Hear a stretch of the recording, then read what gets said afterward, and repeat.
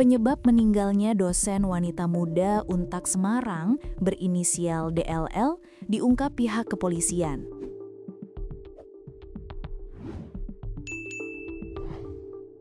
Dikabarkan dosen wanita itu pertama kali dilaporkan meninggal oleh perwira polisi berinisial AKBPB pada Senin 17 November 2025 sekira pukul 05.30 waktu Indonesia Barat.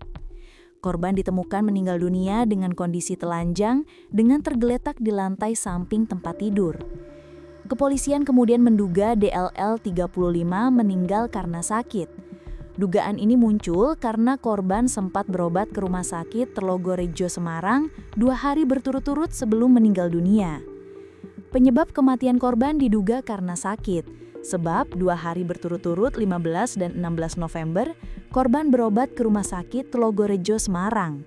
Ucap Kapolsek Gajah Mungkur AKP Nasoir kepada tribunjateng.com Selasa 18 November 2025.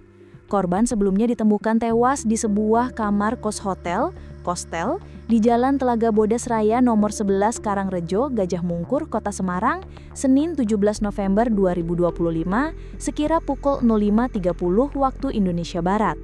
Informasi yang dihimpun tribunjateng.com, korban telah menempati kostel tersebut sejak 2 tahun terakhir. Kematian korban diketahui pertama kali oleh seorang polisi berinisial B berpangkat AKBPB.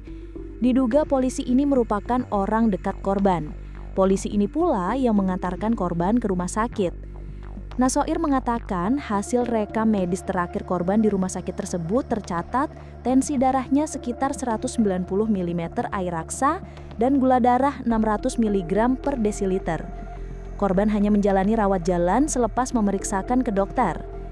Jadi diduga korban meninggal dunia karena sakit. Tim Inafis Polrestabes Semarang juga tidak menemukan tanda-tanda kekerasan di tubuh korban, ujarnya.